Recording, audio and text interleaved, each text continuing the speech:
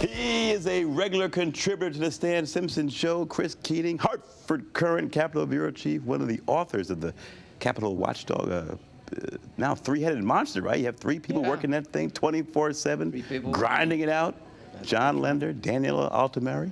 Welcome. Welcome. Good to be here. Yeah, I call this sort of the political quiet before the storm. Everyone's trying to be sort of semi-polite. You can see the beginnings of what will be a nasty campaign.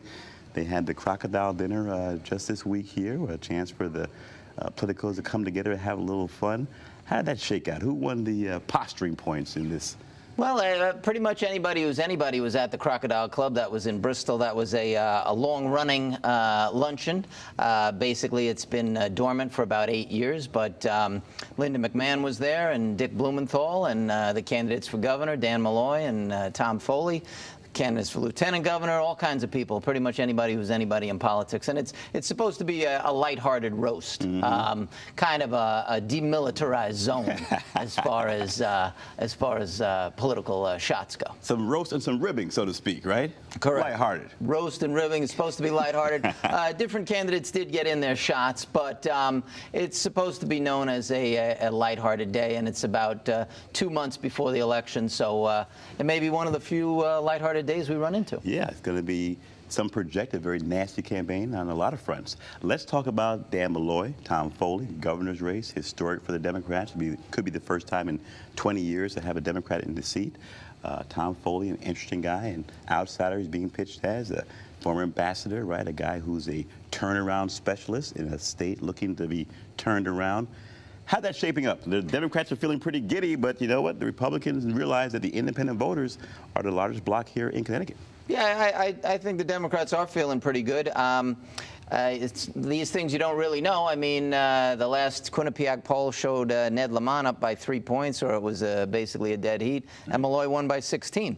So it's hard to say or to predict a winner right now. I have seen some polls that have Malloy ahead by double digits, and Quinnipiac had done some early polls even before the primary that showed either Lamont or Malloy ahead of any of the Republicans. But it is still a little bit early. We're still pre-Labor Day here, and people will start focusing in, and it'll be a very good race. So if you're Dan Malloy, I guess the storyline you want to project is that I've done this, right? I've been a CEO of a government. I've done it very well in Stanford, one of the better small cities in America.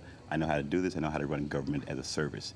If you're Tom Foley, you're saying, hey, I'm the outsider. At a time when the country is craving for non-political people, I'm an outsider. I've had success turning companies around, though some would question that. That's the storyline for him. End of the day, it seems like the electorate, whoever's elected, people want to see someone who can create jobs, right? Well, is that fair to say they'll come down to who they believe is a person who will bring in jobs to the state? Correct. I'm sure we'll hear a lot about jobs as we go forward. I mean, Foley says that he was the head of companies collectively that had 6,000 jobs. Mike Fedeli, his opponent, said that Foley was responsible for closing down a mill in Georgia. He says he wasn't. On Malloy's side, Ned Lamont and John DeStefano before him said that actually they lost 13,000 jobs in Stanford since 2000, which was when the peak was. So in other words, that there was a net loss of jobs during Malloy's 14 years down there. So I'm sure we'll be hearing a lot about that, each side saying they're the jobs candidate. Nasty campaign. I mean, a lot of folks are projecting this is sure to get a little bit nasty and dirty at some point. Who fires the first salvo? I think they've been sort of civil to some degree right now, but everyone is sort of bracing for that first sort of borderline negative campaign, and then the feeling is that we're off to the races in another nasty political campaign a la the primaries, which were ugly, right? Yeah, that's very possible. I mean, a lot of times nobody wants to be the first one to go negative. As you recall, they seem to work though, right? Those things seem to work. The numbers do change, it seems like. Yeah. Even though I think a lot of people do get dissuaded and sort of stay out of the whole fray, they seem to change the numbers. Yeah, the Foley-Fedeli race had a lot of negative ads in it, and the Lamont-Malloy race had a lot of negative ads in it. Malloy was the first one to do a negative TV commercial that was on Friday, July 23rd, about 2 weeks before the primary. So it's hard to say when the first negative would be. I don't think you would immediately see negative ads. In general, you don't see negative ads in September. However, with that caveat, Blumenthal That's a segue there. McMahon race. The Blumenthal McMahon race, you already do see negative TV ads. Battle Yes. Royal, right? Correct. A lot of and there's a lot of direct mailings in people's mailboxes, and now McMahon's mailings are going to Democrats now and unaffiliateds. She sent out a 16-page brochure not too long ago. It was almost like the LL Bean catalog. It was bigger. I measured it. Huh? I measured it. It was bigger than Newsweek, bigger than Fortune, and bigger than Money Magazine. Taller. The thing was about 11 by 8, 16 pages. All about McMahon. In wrestling ring, one of those foreign objects you put over the guy's head, right? Could be, you know, but I don't think LL Bean will have to worry. But this was a fairly large brochure, as you can imagine. Normally, you get something in the mail, it might have 2 sides. This was 16 pages. Now the numbers are moving in that race poll, showing that McMahon is making some headway. What's happening there? Are people sort of getting tired of Blumenthal, the Vietnam issue that hurt him? It is sort of the anti-incumbent era. What's happening in that race where the numbers seem to be moving, that she's getting closer and closer with each poll, though still distance away? Right. I think what's happening is McMahon is relentless on it. She's got a lot of money. The numbers change every day, but the last count was $22 million that she had spent. I asked her about that the other day at the Crocodile Club. She wouldn't give a number, but you know it's going to be in the millions. So in other words, the relentless campaign, both in your mailbox and on your television screen, you're going to be hearing a lot about McMahon and a lot about Blumenthal and a lot about McMahon saying bad things about Blumenthal. How about local races? A lot of attention now on Hartford races. Matt Ritter wins by 2 votes and change over Ken Green, longtime incumbent. That's being contested in the courts. Then you have Kelvin Roldan, who wins the incumbent, beats Angel Morales, a convicted, an ex-con who's unemployed. He wins by a handful of votes. Both those races now in the courts being contested. What's happening there where races being decided by a true handful of votes? Yeah, well, the problem with that is the low turnout.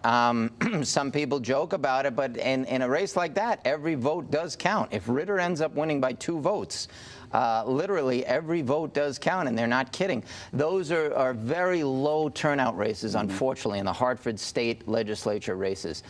Kind of embarrassingly low, and it shouldn't be that low, but it is. But how's a guy like Kelvin Roldan, an up-and-comer seemingly, get almost beat by a convicted felon who's unemployed? I mean, what happens there? He's a Eddie Perez sort of acolyte. Is that a factor, or is it just the low turnout and the anti-Perez factor? What happens there in that race? The low turnout is part of it. People I've talked to have kind of been scratching their heads. That was not really predicted. You are correct. Roldan is an incumbent. He's been around the city, and correct, he almost lost. He was ahead before the recount, almost lost to a convicted felon. And Ritter, a guy on the rise, the son of Tom Ritter, so he's a guy that people had their eyes on for a few months now. Segue, Susan Bysiewicz, real quickly now, whispers are out there that she's angling for Joel Lieberman's seat in 212. What do you make of that? Correct. We've heard that. I don't think we'll hear a final decision from her on that for a while. She is still the Secretary of the State, as you know. She had changed her mind. She was running for governor, then she was running for Attorney General, and it turned out, in November she'll be running for nothing. So. Yes, there has been a lot of rumors about her running in 2012 against Lieberman. It will depend what Lieberman does. Lieberman is not 29 years old anymore, and he may not run in 2012. It's all about positioning, right? We got to wrap here. All about correct. being positioned. All right. He's Chris Keating, Hartford Kern Capitol Bureau Chief. When we come back, we'll talk to a Waterbury author who has written a book about Muhammad Ali and how his fascination with Ali has made him a better father. Don't go away.